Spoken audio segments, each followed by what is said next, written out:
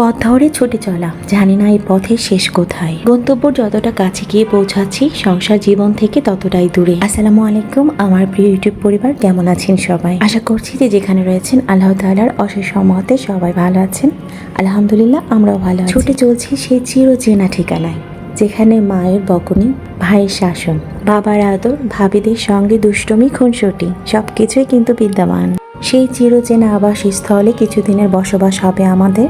আর আমার সঙ্গে রয়েছে আমার আদরের সন্তান, আমার কন্যা। তাকে সঙ্গে নিয়েই ছুটে চলছি।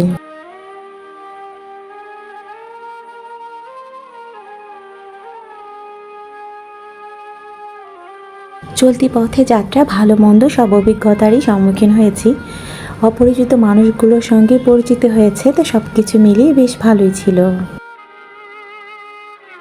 কত মাঠঘাট, মেঠো পথ পেরিয়ে এই তো ছুটে চলেছি আমরা আপন ঠিকানায়। তবে মাঝে মাঝে অচেনা ঠিকানায় আমার কেন যেন হারিয়ে যেতে ইচ্ছা হয়। তবে আমি এটাও জানি, আমি হারিয়ে গেলে হয়তোবা কেউ আমাকে খুঁজবে না। তারপর কেন জানি সবাই বলে যে তুমি চলে গেলে তোমাকে খুব বেশি মিস করব।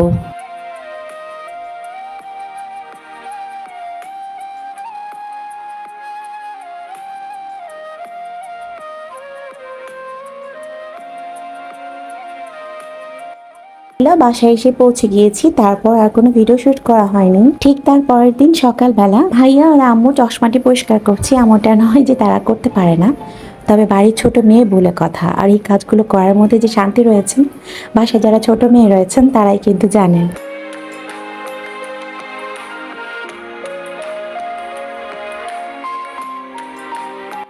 কত শত দুষ্টুমি, কত যে বাহানা। বড় হয়ে তাদের কথাগুলো না শোনা, নিজের মনের ইচ্ছা মতো কাজগুলো করতে যাওয়া, সবকিছুতেই মিছে মিছে স্বাধীনতা খোঁজা। আজ তো সবকিছুই আছে, তবে ফেলে আসা ওই যে সময়গুলো কোথায় যেন হারিয়ে গেছে।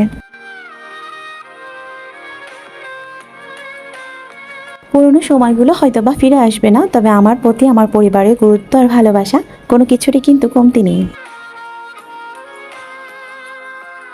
তো ভাবি সন্ধ্যার জন্য সবার উদ্দেশ্যে চা বানিয়ে নিচ্ছে, আর আমি ভিডিও করছিলাম। এখন বেশিরভাগ ক্ষেত্রে হয়তো এরকম ভিডিও দেখতে পারবেন, কেউ হয়তো বা কাজ করবে আর আমি খুব আরামায়েসে ক্যামেরা ধরে ধরে ভিডিও করছি। তো এরকম সুযোগ আসলে সবসময় হয় না, তো সুযোগের সদ্ব্যবহারটুকু করে নিব।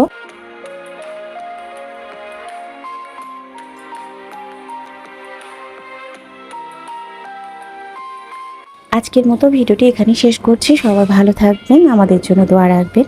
আপনাদের প্রত্যেকের জন্য অনেক অনেক দোয়া আর ভালোবাসা রইল। আল্লাহ হাফিজ, আসসালামু আলাইকুম।